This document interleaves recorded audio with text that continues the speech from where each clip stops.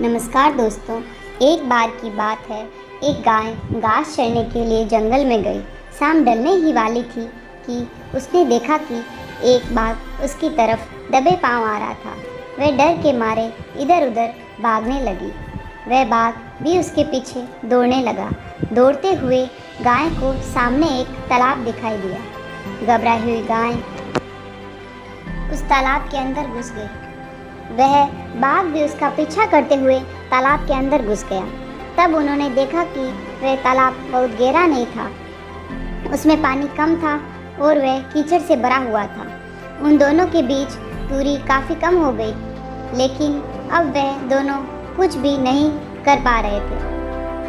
वह गाय उस कीचड़ के अंदर धीरे धीरे धंसने लगी। वह बाघ भी उसके पास होते हुए भी उसे पकड़ नहीं पा रहा था। वह भी धीरे धीरे कीचड़ के अंदर धंसने लगा। दोनों ही करीब करीब गले तक उस कीचड़ के अंदर फंस गए। दोनों हिल भी नहीं पा रहे थे। गाय के करीब होने के बावजूद भी वह बाघ उसे नहीं पकड़ पा रहा था। थोड़ी देर बाद गाय ने उस बाघ से पूछा, क्या तुम्हारा कोई गुरु या कोई मालिक है? बाघ ने घुराते हुए, क्या? मैं तो जंगल का राजा हूँ, मेरा कोई मालिक नहीं, मैं तो खुद ही जंगल का मालिक हूँ। गाय ने कहा, लेकिन तुम्हारी उस शक्ति का यहाँ पर क्या उपयोग है? उस बाघ ने, क्या? लेकिन तुम भी तो फंस गई हो और मरने के करीब हो। तुम्हारी हालत भी तो मेरी ही जैसी है। गाय ने मुस्कुराते हुए, क्या?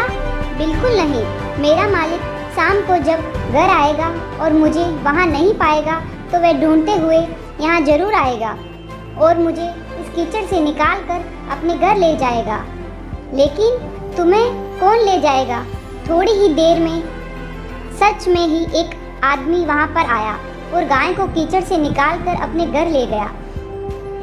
जाते समय गाय और उसका मालिक दोनों एक दूसरे की तरफ कृतज्ञतापूर्वक देख रहे थे।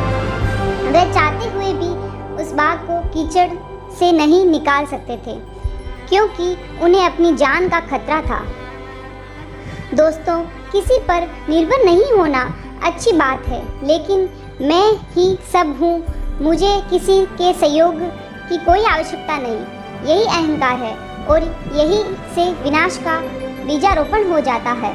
ईश्वर से बड़ा इस दुनिया में सच्चा हितैषी कोई नहीं होता, क्योंकि वही अनेक रूपों में हमारी रक्षा करता है। दोस्तों, हमारी इस कहानी में गाय समर्पित हृदय का प्रतीक है, बाघ अहंकारी मन का प्रतीक है और मालिक ईश्वर का प्रतीक है। कीचड़ यह संसार है और यह संघर्ष अस्तित्व की लड़ाई है। तो दोस्तों, कैसी लगी हमारी ये कहानी? ऐसी और नई कहानियों के लिए हमारे चैनल को तुरंत सब्सक्राइब करें। धन्यवाद।